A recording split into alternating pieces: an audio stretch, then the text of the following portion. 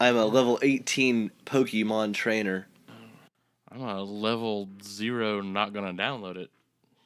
Are you just doing it because you want to be different? I feel like it is, and you're really cheating yourself. A real good experience. It's one of those things, like, from what I've seen of it, I'm not going to go just driving around town. You know, I've got too much stuff to do already.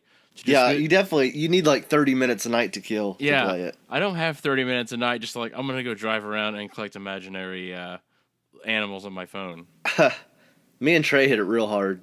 We're like probably an hour or so, which is probably nothing compared to most people, but I think I saw that the average is 20 minutes. I don't get where people find 20 minutes a day just to walk around, you know, staring through their phone at things that aren't there.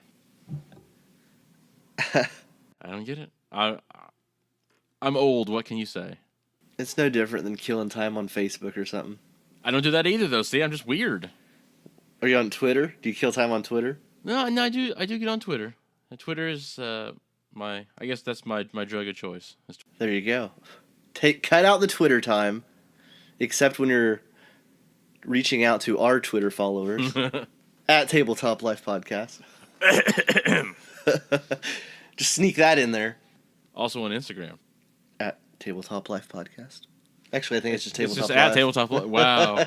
You think I'd know that by now? One would think, but you know, you've got Pokemon on the brain. I do have Pokemon on the brain. I'm Poke crazy. That doesn't sound right.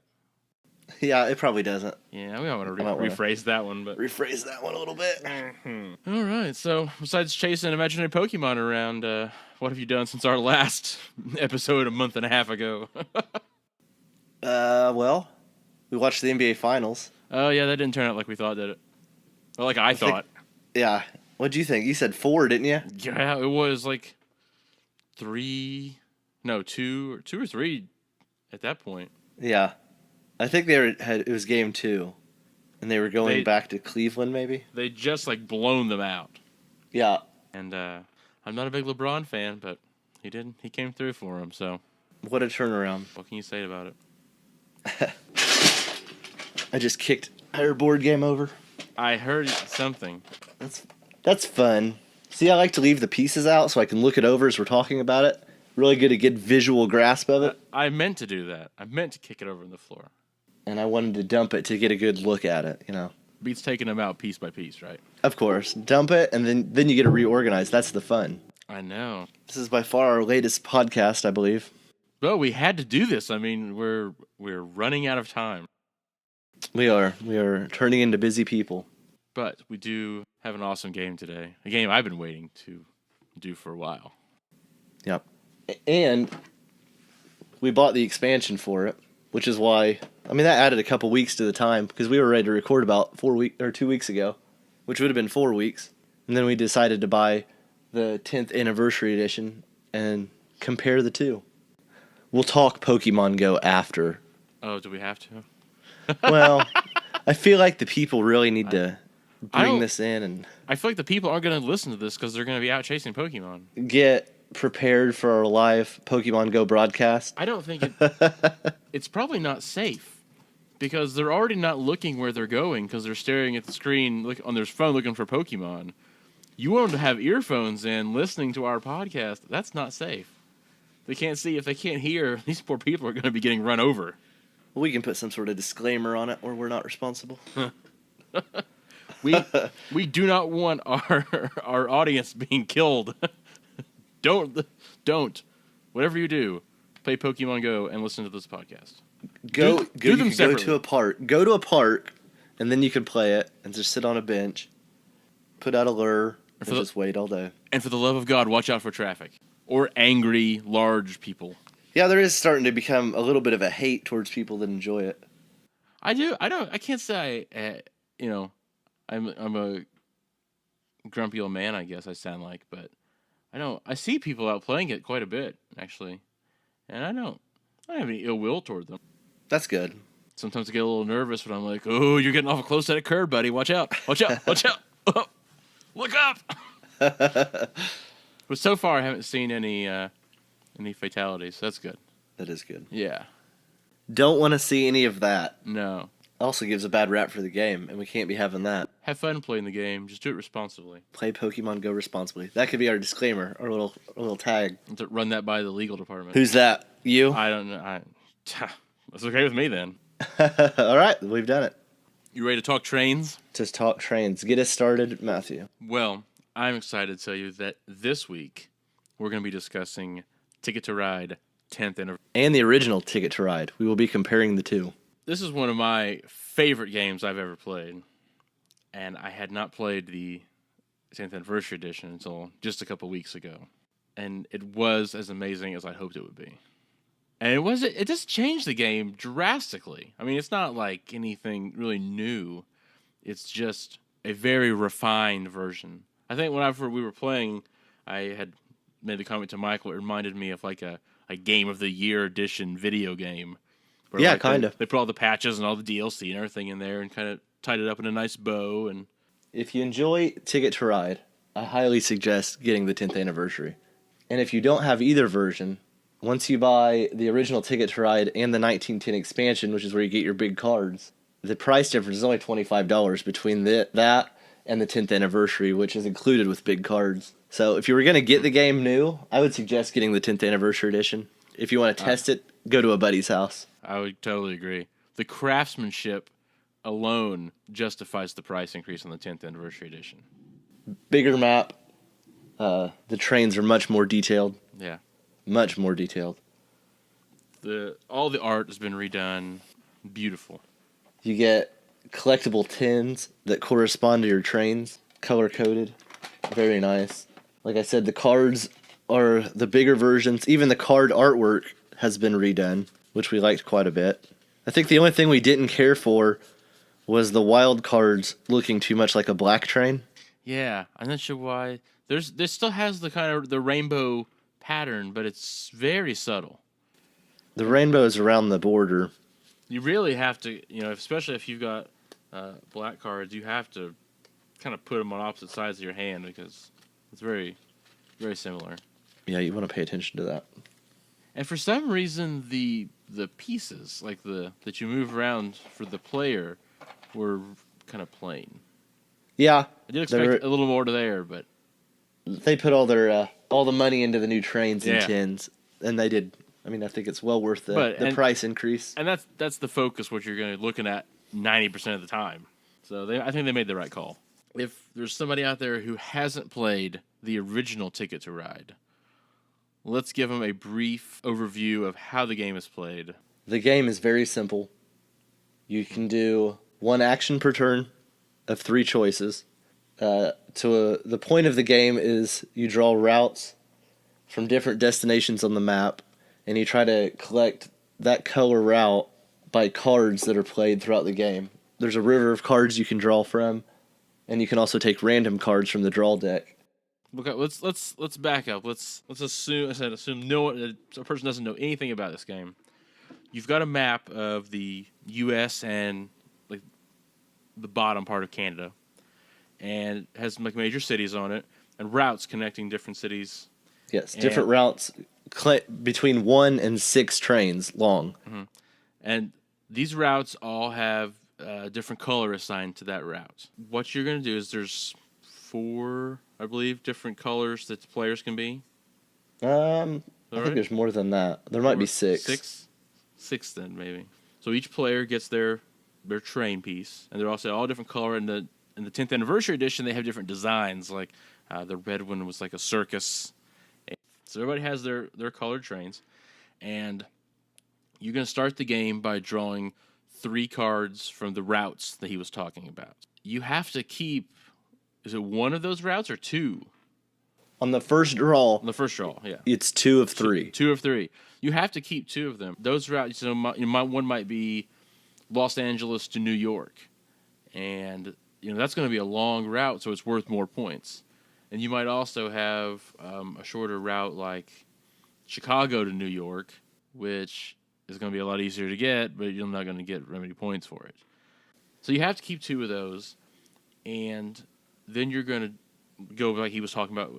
I'll let you kind of pick back over here with your turn where you start, and you've got to do your 3 actions. Well, first of all, you're going to choose your three routes. You're going to draw two, and when you're choosing routes, ideally you'd want them to connect or easily be connected. If it seems like if you build across the map in one single position, it's a lot easier to branch off later when you can draw more routes. And there are some routes where there'll be two parallel tracks side by side. So, say Michael and I both had to get between St. Louis and Chicago. If we're quick enough, he could get his route and I could get mine, and we'd both be able to get it.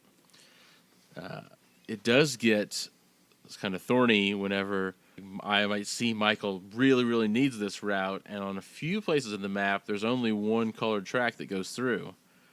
So if I claim that and take it, then he has to go the long way around, or, depending how many players there are and how congested some of the areas get, it can kill your chances of even getting a route. Yeah, you want to really work hard on those first two routes and really think about the cards it's going to take to buy the routes, the point values between them. Like you said, the farther ones away are worth more points.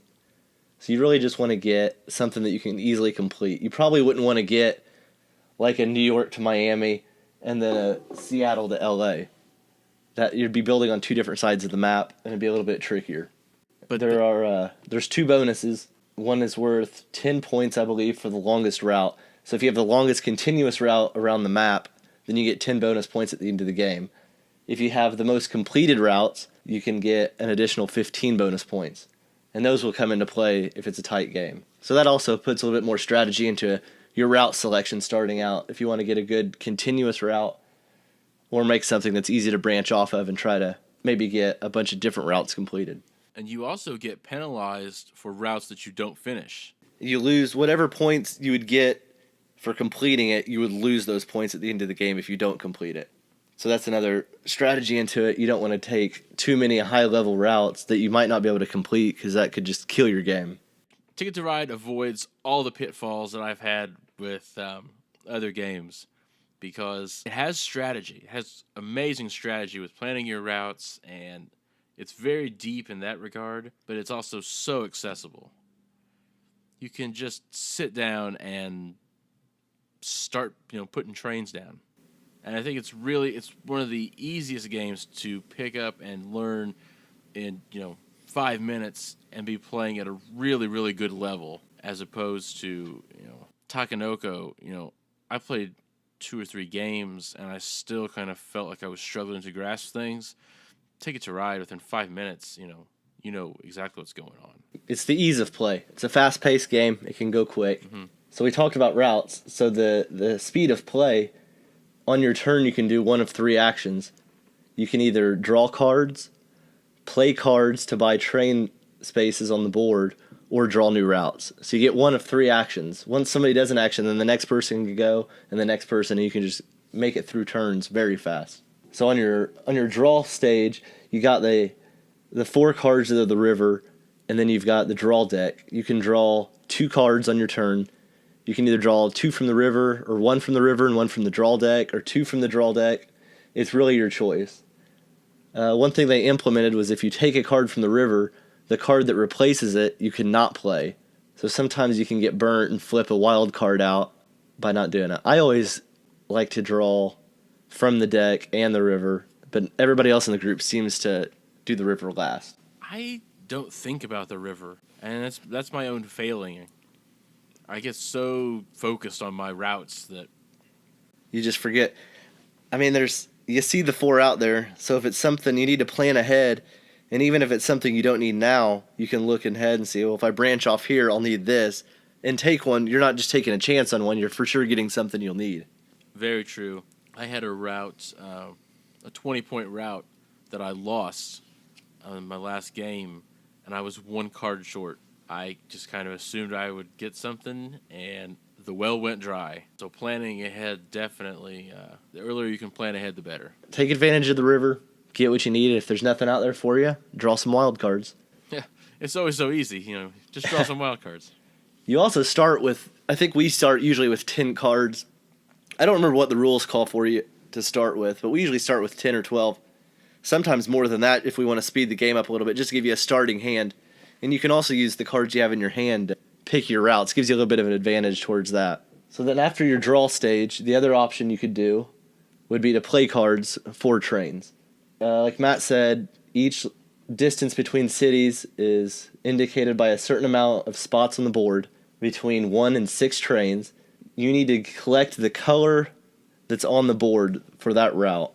So we'll say there's 6 orange between Helena and Duluth. You need to get 6 orange cards to be able to buy that route. You have to buy it all in one continuous purchase. You can't buy like 3 of them at a time and then 3 more later. You have to buy all 6 at one time. No layaway. No layaway. And a lot of people think you can, it seems like. Maybe I don't explain that well enough on our first playthrough. But you have to buy them all at one go. There's also wild ones on the board, which are gray, and those can be bought by any color, but you still have to do it all in one purchase. So if there's 6 grays, you have to lay 6 of the same color, but it can be any color you choose. The different distances between the cities, each one is worth a different point value. So as you're laying trains, you're also getting points throughout the game. And then when you complete routes, those points will be added to the points you've gotten during the game. One train played is worth 1 point, 2 trains is worth 2 points, 3 trains is 4 points, 5 is 7, and 6 is 15. Or no, I just said that wrong. 4 is 7, 5 is 10, and 6 is 15. So sometimes if you take the far north or far south, those are usually 6 and 5 distance routes.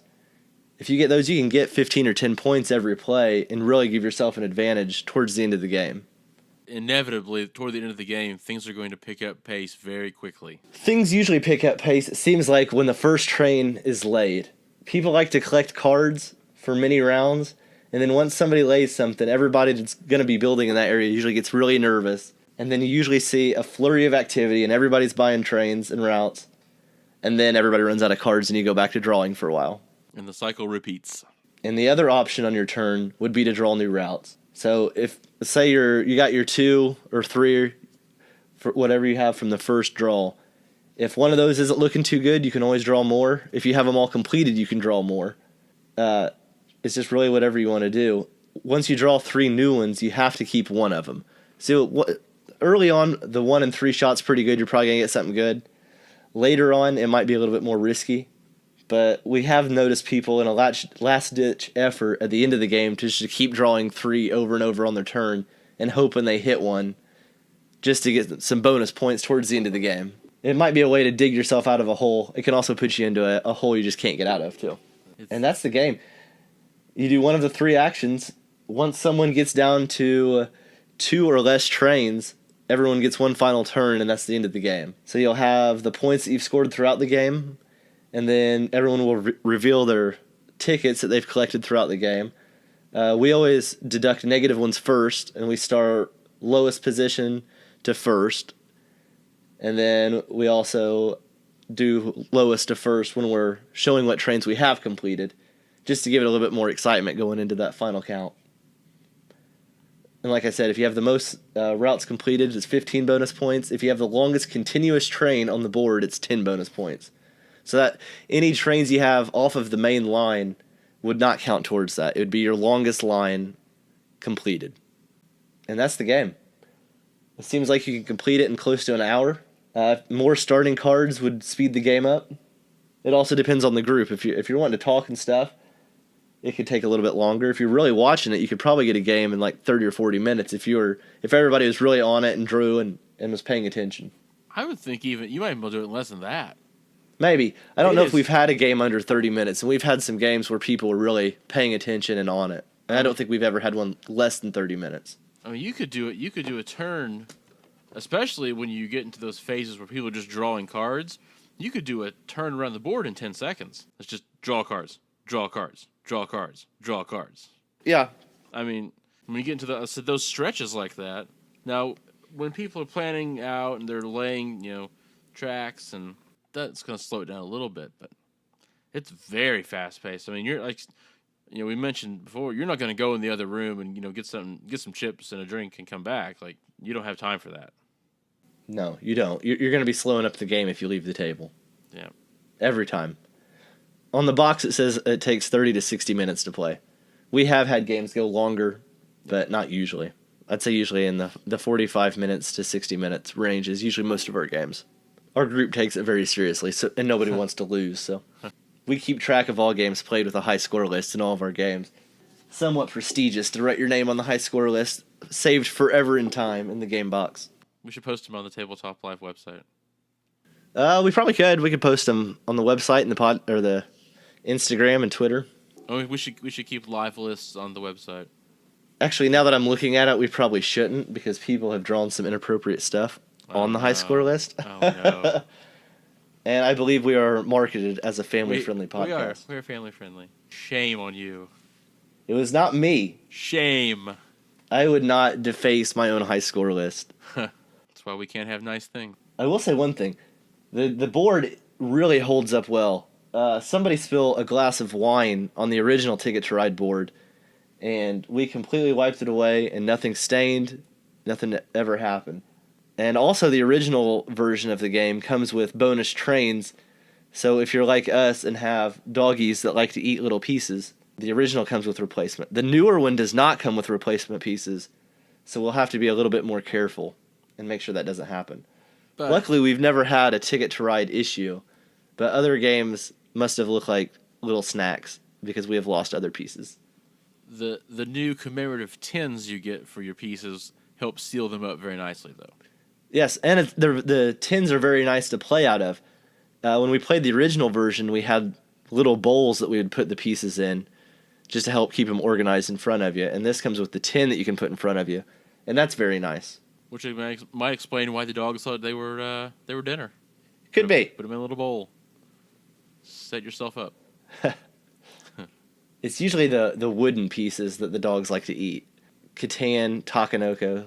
Stone Age has not been eaten, but there's tons of little wooden pieces, and surprisingly, none of those have been eaten that I know of. At least none of the people have been. Some of the resources might be gone. Well, you know, it's a risk you run. Yeah, we talked about the tracks, and sometimes there's double tracks, and sometimes there's a single track. Whenever we were playing the last time, I made Michael nervous a couple times with routes that weren't really essential to where I was going. I just kind of had, some cards I wanted to play, but I could kind of see, it's almost kind of like throwing out like a flare. I could kind of see where he was going because he would get nervous. I was going to block that route off, and so he would swoop in and get what he had to get. And so you can kind of start to pick out the routes that the other players have, and that gives you a strategic advantage. And you can also block somebody. If you see somebody going to something, you can block them if you'd like. You might get paid back later on in the game, but you can do it. Yeah. The issue with me and you had was that I was going Boston to Chicago, and I believe you were going New York, West Coast somewhere, and it was a double route. And at the time, I thought it would be safe, and then you got it, and then we had 4 people playing, and I was worried that the other 2 might get it as well. So I had to go ahead and buy it quickly, and just in case. You never know. Yeah, but me not knowing what your routes were, it definitely gave me a clue on where you were going. Oh yeah, and everybody at the table knew where I was going. If I really wanted to be a jerk, then like you said, I could have totally just went in there and blocked that off, and no, it wouldn't have been nice, and it would have cost me later on probably. But oh yes. If you betray me, I will definitely be getting you back. Probably for the rest of the game. I might just dedicate the game to making sure you don't win. Yeah, well, that would be a waste of your time. I dedicate my games to making sure that I don't win. At least that's how it feels. You were doing pretty well. I believe at one time we were all tied. Yeah. And that was like 50 points into the game. Yeah. I believe your issue at the end was that you didn't have I got stuck on that route, yeah. And you lost a lot of points at the end by not completing routes. That was like a 40 or 60 point swing right there. They all turn into good games. And Ticket to Ride is just this is one of my favorites. It's good stuff. It is. I mean, I can't recommend it enough. It's one of those games that, it should be in everyone's collection. You're not going to have a bad time with it. Whenever somebody comes over new that's never played any of these games, Ticket to Ride is always the first one. That's the gateway game I use to get people to play the other games with me. and everyone always has a great time. And everybody's always really competitive, too. Even if it's your first go, you're usually pretty competitive. You might not get the routes at the end, but you're usually very competitive during the game. And that's, I think, a very key feature of Ticket to Ride. Is like I said, you can play that first game, and you're probably not going to win your first game, but you're also not going to be blown out. You're not going to be, so far down the score sheet that you doesn't even look like you were there, which is a kind of a confidence booster. Down, play your first game, you're like, okay, I'm middle of the pack. It's not bad. Yeah. We've had a lot of first-time people playing the game win the game. All right, so follow up on Ticket to Ride.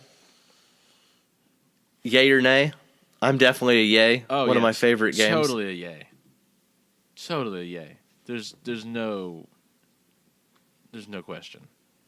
And like we said, if you're buying new for the first time, spring for the 10th anniversary edition, the pieces, the board, the cards, it's all just, the craftsmanship's amazing.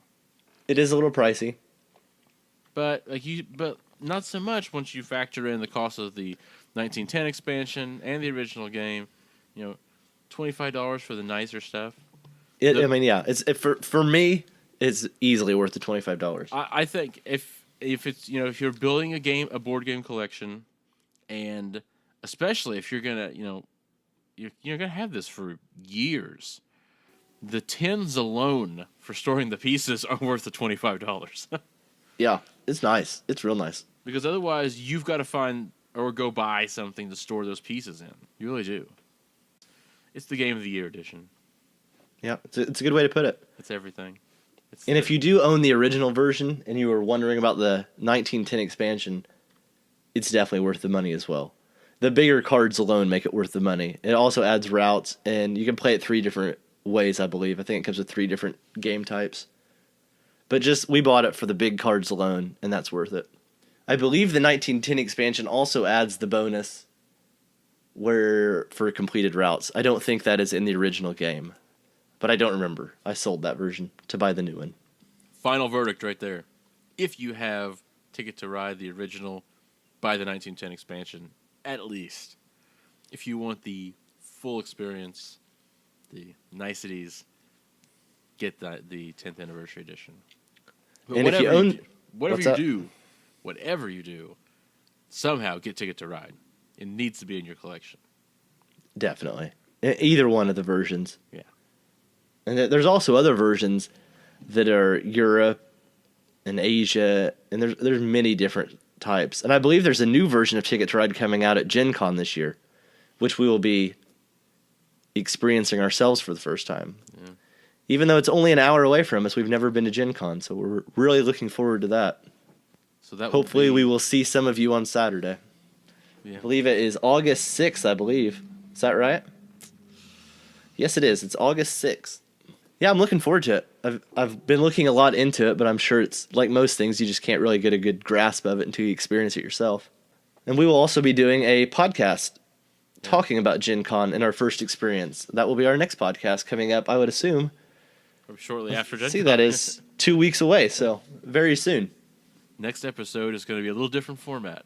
There won't be a game to discuss, just kind of wrap up Gen Con and what we thought about it. Yeah. We'll be experiencing it a little bit different than a lot of people do because we live so close. So we won't be staying the night in a local hotel or experiencing all the nightlife. Do that anytime. Indianapolis offers great nightlife for those of you planning on going. Yes, if you are coming into town, make sure to check out Broad Ripple when you're done. You have a good Broad time. Ripple. There's a lot of good bars downtown. If you're looking for a more friendly thing, White River State Park, Military Park, the zoo is right there, the NCAA Hall of Fame, Indiana State Museum. It's a good city for everything, and everything is very close. Everything's very accessible. Except for Broad Ripple, that's on the northeast side of the city. You'd have to drive or take a cab to that. And I want to say, don't quote me on this, but I think the State Fair actually is going on, starts the 5th. Does it? So if you're in town and you're into that sort of thing, It's a very large fair. You will need more than one day to see it all. So I'm guessing if you're going to GenCon, you're probably not going to be doing other things. But of a nighttime, you might go out and do stuff of a night. You never know. Let's see. I'm trying to waiting on the internet to load. The little modems go and dial up. So while you're looking at that on your dial-up, I'll give the rundown here. The Ticket to Ride 10th Anniversary Edition is published by Days of Wonder Games. It is for 2 to 5 players. And we talked about the playing time is generally between a half hour and 1 hour. They recommend it for ages 8 and up. And I'd say that's probably a good suggestion because of the small pieces and keeping track of the routes and things. And the amount of players really affects what kind of game you're going to have. If you have 5 people playing it, it's going to get really hectic with everybody buying routes. 2 people, a little bit more open, a little bit easier to play the board, get a good grasp for how the game works. You get 4 and 5 people, it starts getting really tight and a little dicey. Indiana State Fair starts August 5th. You were correct. And we'll put a link in the show notes here. You can pick up Ticket to Ride 10th Anniversary Edition for $79.19 from Amazon. You can get the original for $36.95, and the expansion is $16.59. So we'll give you some options. So if you bought the first 2, it'd be $53.54.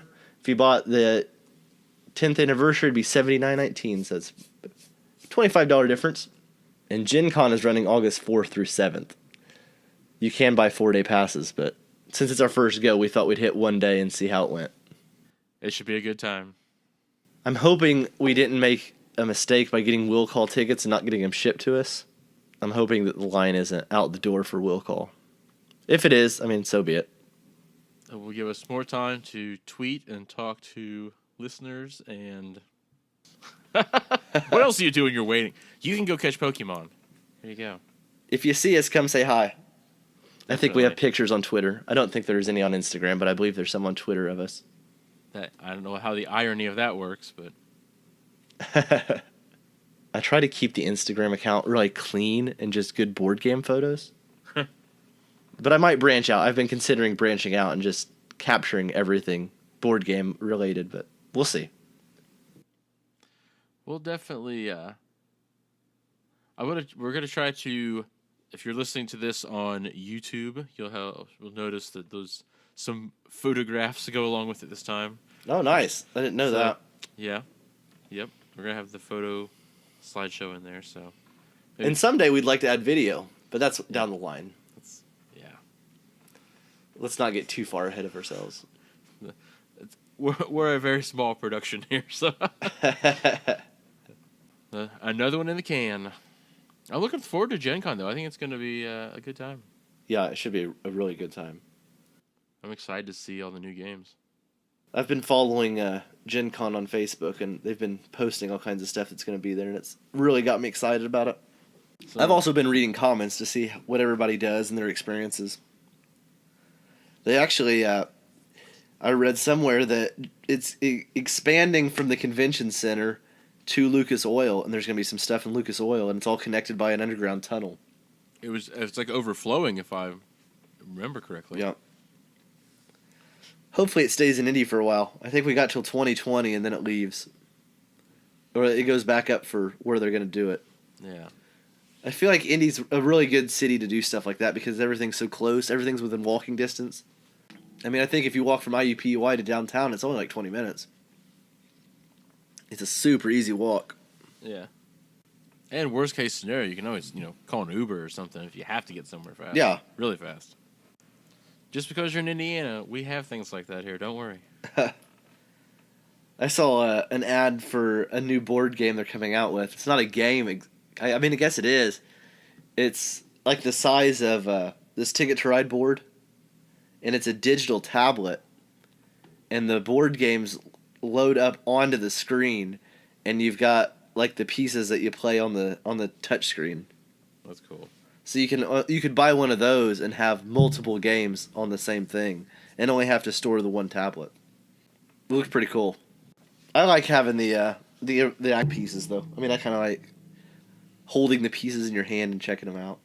Yeah. I mean, that's what makes it a board game. Yeah.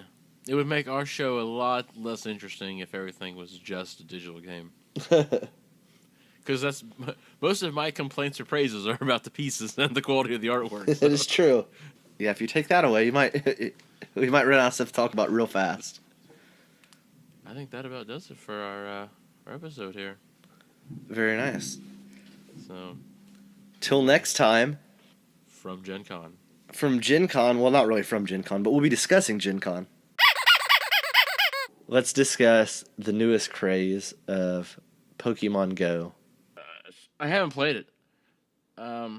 They brought it out and you couldn't download it and you couldn't make accounts, and then you could make accounts or something. They fixed that, and then they were putting out warnings because it was getting into everyone had full rights to your Google account, and then after that, it's just been a list of things. So I just kind of been all right, screw it. For my generation, my age group, we were all in middle school when Pokemon came out, and it was a really big deal. So this is 20 years later, and it's really, I think it's everybody giving them a nostalgia feel. I think that's why it's really taken off. I saw, the funniest thing I saw this week, we talked about me being a Twitter addict. I saw a tweet where some guy said, if you went into a coma in 1996 and you woke up today and you said, what's going on? And somebody told you, well, the hottest video game is Pokemon and everyone in the news is talking about Donald Trump and Hillary Clinton, you would probably drive yourself mad. It's a good time. You really should start playing it. To me, it's kind of creepy that everyone I've talked to who's playing this game is telling me how they're hanging out in graveyards to collect things. There are some graveyards in the cities. They tried to pick public places for your Pokestops so you can go there. I personally avoid the graveyard. I don't really enjoy going in there. I feel like it's disrespectful. But there's plenty of other places in town to go besides the graveyard.